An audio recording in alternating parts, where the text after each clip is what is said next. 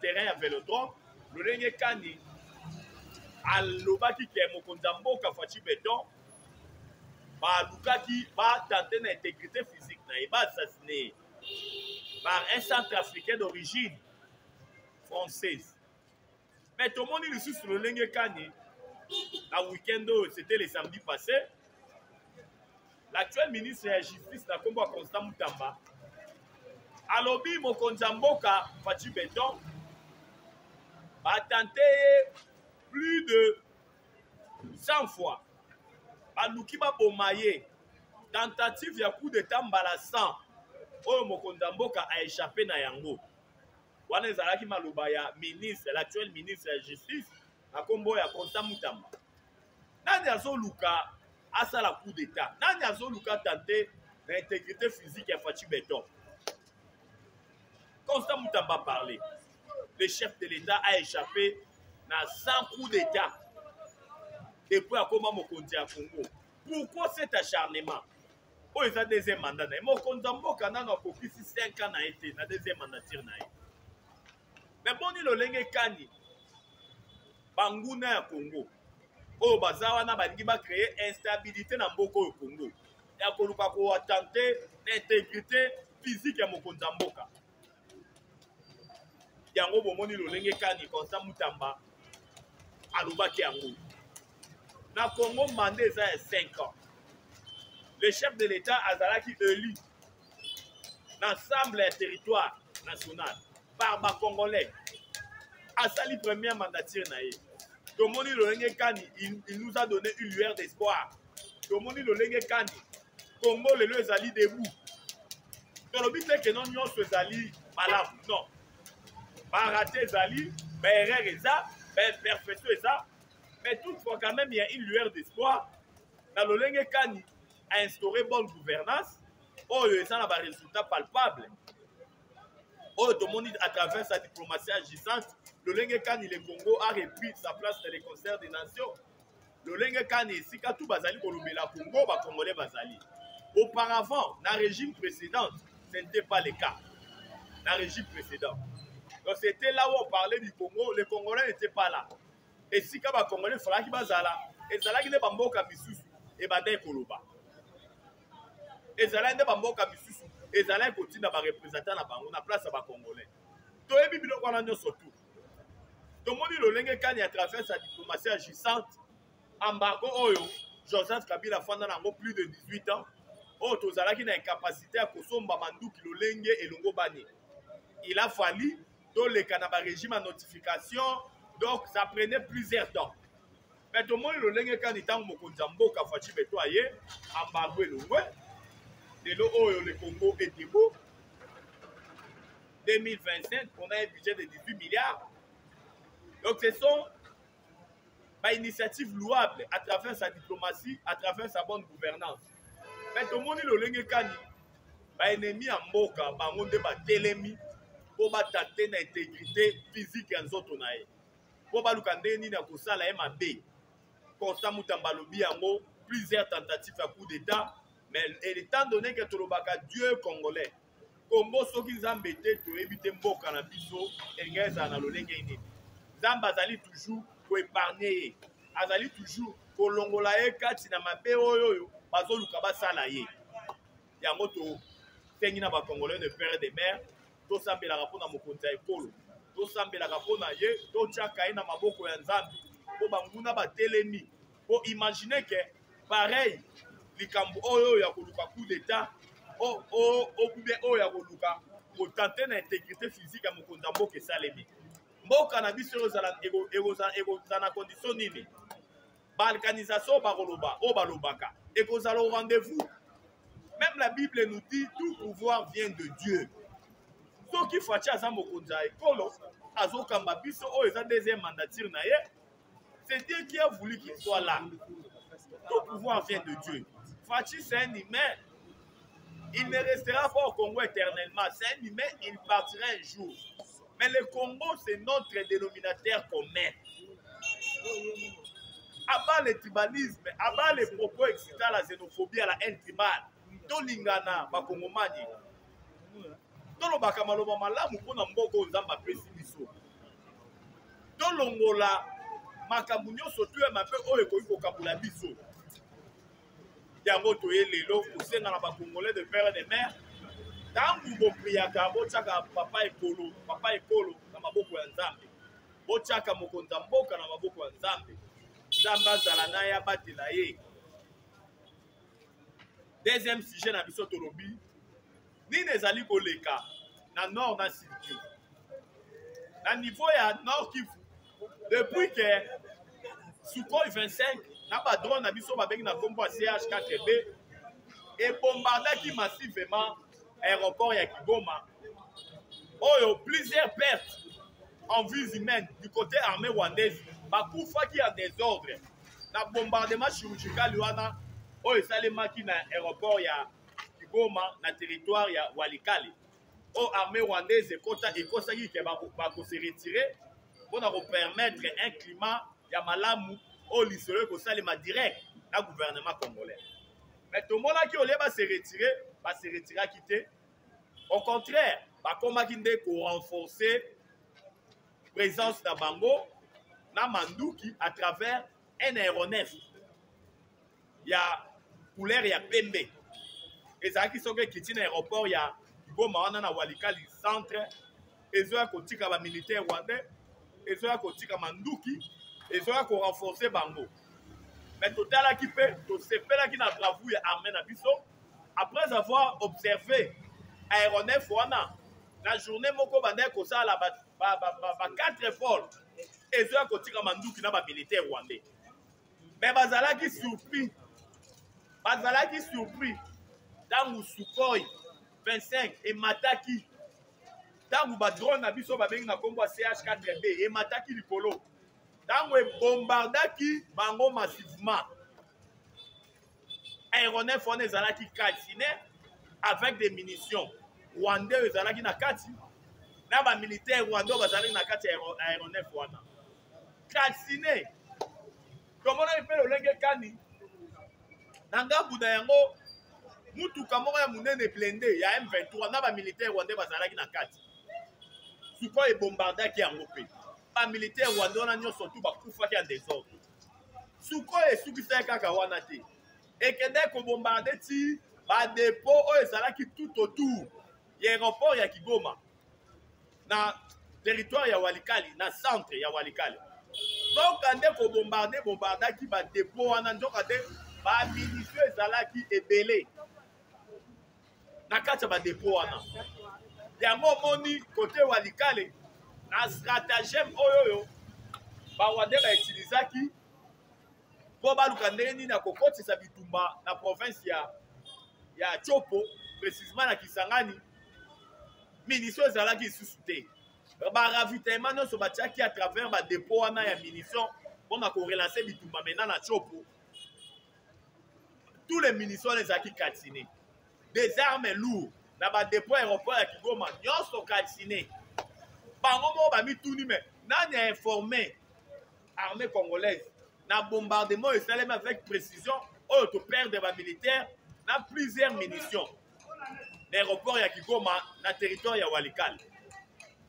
Ba service à renseignement armée esalaki mosala nango. En tout cas notre armée bambote ebele nos éloges na mosala kitoko esalemaki na babombardement chirurgical oyo plusieurs militaires rwandais na bamunition na bango nyonso bastokaki na aéroport ya Kigoma na territoire ya Walikale ezalaki calciné. Sans plus tarder na niveau ya Sud Kivu oyebi ke na Sud Kivu ezala na île moko ya munene, île moko stratégique. Si c'est, j'ai oublié son nom, si c'est Injwa quelque chose comme ça, Idjwi na île wana babengi kombo ya île Idjwi.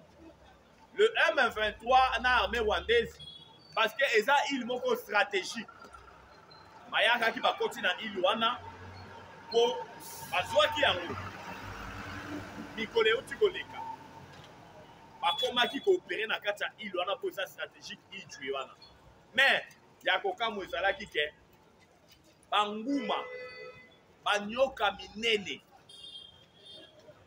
na bagrigri ya bawazalendo na bagrigri ya bana mboka ya kote wana basalaki baincantation na bapriere ya minene banyoka ekomi kozwa bamilitaire rwandais na ile wana ya Ituri esui bamilitaire rwandais boyebi nyoka azalaka na loko babengi venin wana ekoti ebomi plus de 5 militaires rwandais na ile wana ya Ituri armée rwandaise atali nono tosi tokufi plus de 5 banyoka ezoswa biso soki tolali oleka na zamba boye nyoka esui yo venin ekoti okufi baperdre plus de 5 militaires bango batali boya binono mbangweri bakimaki ya désordre batiki ile wana stratégique oyo babengi na kongo ya Ituri bango moko bakimi bazwi bato na bango bazwi bakoti bakimi batiki ile wana olobaki la père a changé de côté tosengi na bakongolais nyonso tous les pères et des mères bisika tu bozali bisika oyo boza sous occupation ya armée rwandaise bolamuka oyo eza mabele na biso eza mboka ya bakoko bosala oyo bawazalendo bazali kosala parce que constitution nde epesi bawazalendo kingisa basala oyo bazali kosala na article 63 ya constitution elobi tous les congolais a les droits et les devoirs sacrés de défendre le pays et son intégrité territoriale face à une menace ou une agression extérieure. Constitution de pesi biso kuya pifo ya kosala même na bagri-gri armée rwandaise il faut comprendre que oyo eza dernière aventure na bango na Congo yango tosepeli na mayeba na mboka basali na ile ya Ituri wana ya kobenga na baarmée rwandaise na banyoka lolenge kani nyoka eswaki bango ebomi plus de 5 militaires rwandais oyo armée rwandaise bakimaki bango na niveau ya Sud Kivu précisément na Bukavu tomoni lolenge kani population etombokaki na week-end population basalaki marche moko di jamais vu depuis armée rwandaise ekota na Bukavu chaque jour babomaka bato récemment dans moins de 24 heures on a abattu plus de 3 personnes dans moins de 48 heures plus de 10 personnes insécurité totale oyo balobaka insécurité totale na ville ya Bukavu bana ya Bukavu boyebi ke bapesaki armée rwandaise 72 heures abima na Bukavu soki te bango moko balobaki bakomizwa en charge mais batalaki boye face ya enlèvement face ya viol face ya batuerie oyo armée rwandaise ezalaki kokomete na ville ya Bukavu weekend oyo ezalaki samedi basalaki mama na marche alobi armée rwandaise tolingi su bino te obima na Bukavu tolingi bino lisusu te trop c'est trop bosi bobomisi biso ebele bosali makambo mabe ebele obima ekomi soki bakongolais batiki ndako bakimi bitumba bino bomoya boremplace barwandais na ndako wana bokomi kobenga na baautochtone po barwandais bayaka na ndako wana bobima tomonaki lolenge kani ntango armée rwandaise atali lolenge kani population ebimaki ebele na babalabala na 4 coin ya Bukavu bamise en charge bazobenga na bango mais ya kokamo ezalaki ke armée rwandaise abetaki masasi likolo babetaki masasi likolo kobenga na population en désordre on nous apprend même que eza na bakongomani oyo bakufaki na babale perdu oyo armée rwandaise ebetaki yango tellement désordre bandeko bakufi bandeko bazokontinue kokufa pasi ekoti makasi na Bukavu nzala koloba te viol bazoboma bino mais tosengi na bana Bukavu bozala déterminé kala mingi te Bukavu eza na maboko ya FRDC kala mingi te kimie koya ya libela bozala toujours déterminé bobese babra te bozala déterminé parce que tolobaka yango tango isoke détermination on ne libère pas un peuple se libère bozala toujours na nguya ya kobarrer la route ya korésister bakokima tolobaka yango oyo ezali dernière aventure ya armée rwandaise na Congo 30 ans de guerre ça suffit plus de 10 millions de morts plus de 500 000 femmes violées plus de 110 000 hectares dévastés ça doit maintenant cesser. Ni ne si la kate. Ni ne si la kate. Retenez la date aujourd'hui. Yasuka Yangoana. Yasuka de Yangoana. Potolobaka, 30 ans de guerre, il faut ici là. À Congolais, parce que trop, ça doit maintenant cesser. Raison pour laquelle nous sommes les Congolais de père et de mère, ici, quand nous sommes aux alliés, tous à la sima, papa mon konza epolo. Tolobaki a beaucoup d'union, c'est aussi pas polo. Ceux qui font azali wana, ils ont pour polo nda lobi azala wana, na mission aux zamba pesier pour na Congo, ils ont na ngomba na ekokoka a kokende, pas pour ya. Mais Congo des années de Congo ezali mboka na biso, ya moto lobi tolobaka ya malamu pona mboka na biso Congo. Donc, combien de la diplomatie agissante? Il y a Fachi Béton. Ils ont produit un résultat toujours escompté. Oh, les autres Lobaka, Rwanda va isolé sur le plan diplomatique. Rwanda doit malicier à quel sens Rwanda va commis aux abois. Kagame a commis Guy Malela. Olela matin, midi, soir. Lobaki, oh, ils ont dernière aventure. Les sanguinaires Paul Kagame. Au sala na Congo. Parce que après oyo au sala so aventure na Congo. Yango lelo oyo. Oyo ko la tabino le lenge kan. Ba Rwandais baza isolé sur le plan diplomatique. Franc Rwandais ils ont se dépressé, c'est-à-dire ils ont perdre valeur, parce que Rwanda vivra mis na ba plus budgétaire. Bongo ba pa pesa kaye, awa ba pesi autant, autant me bazongi si autant. Mais bon, au moment où je vous parle, payer belé, bloquer un mot. Bon, que belé, non.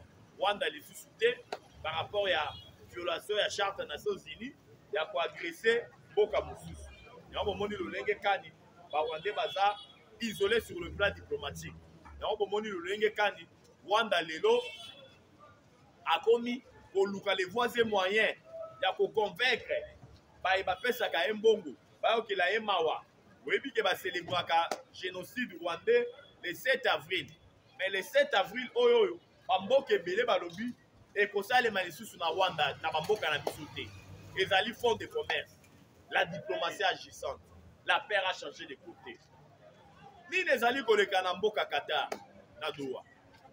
Oui, que la délégation M23 et les terroristes, c'est déjà. Délégation rwandaise, c'est Kendaki. Le gouvernement peut baotaki kokende. Mais on nous apprend que pour parler ces bandits. Mais ils sont en catimini entre la délégation congolaise et rwandaise, n'a pas patin à bango to bengi le M23.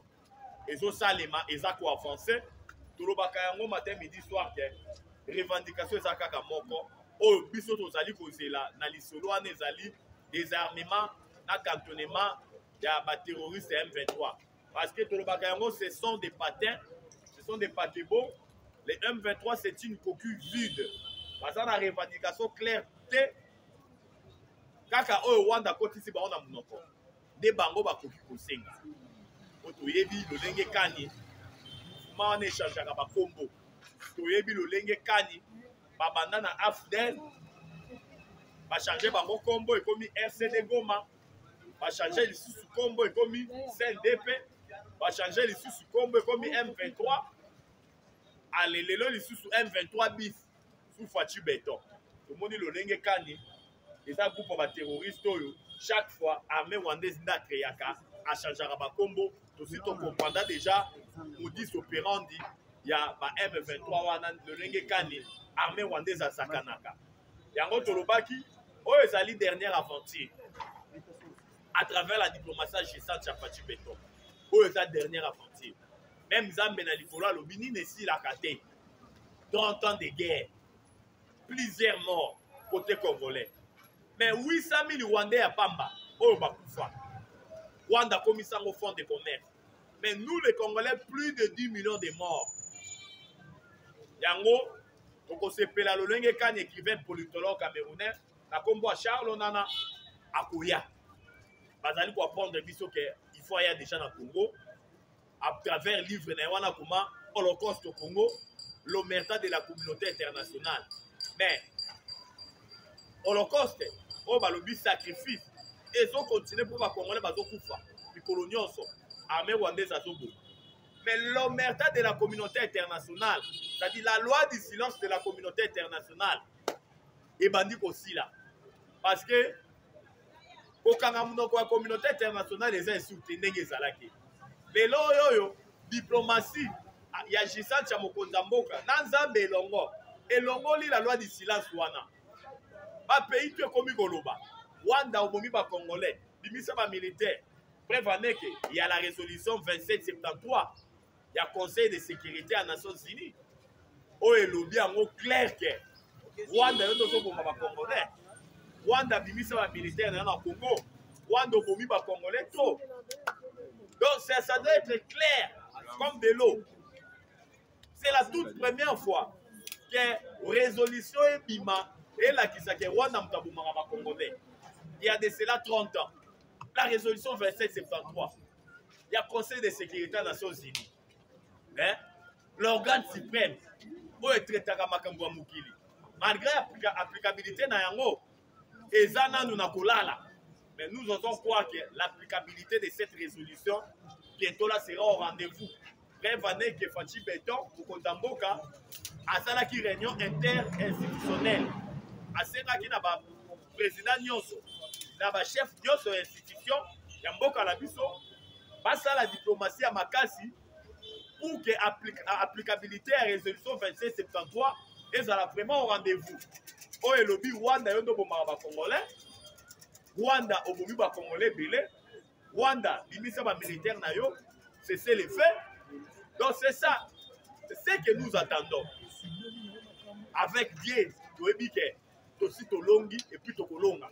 La guerre de l'Est, c'est le Bakango ba Congolais de père et de mère. Sur le plan diplomatique, Tosi to gagner un mot. Spirituellement, to gagner un mot. Mais sur le front militaire, malgré les autres titubés, malgré les autres qui n'ont quitté, parce que comme vous le savez, nous avons une armée, la traîtrise et l'infiltration, et ça monnaie courante dans la armée. Il y a un biso congolais, de Sengi, la papa Mokonza Ekolo, la Bakongomani Nyonso, tous à la Simanaye, sur le Makana Mokonde, Tokolonga. Tolobaka Congo soki nzambe te toyebi te mboka na biso inga ezala ndenge nini. Mais oh tous les cas na Congo d'abord c'est Dieu. Nzambe ça décidé déjà pour nous. Ya kolobi ezalaki ebele mais boyebi ke ma chaîne na biso ezala likambo ngunga. Nous sommes butés par le temps. Pour partager nos actualités de l'air pour comprendre quand même quintessence il y a un sujet au tolobi na émission lelo. Mon numéro c'est plus 243 89 77 525 44. Plus 243 89 77 525 44. La patrie ou la mort. La patrie ou la mort. La patrie ou la mort. Pour la mort, nous vaincrons. Je dis et je vous remercie.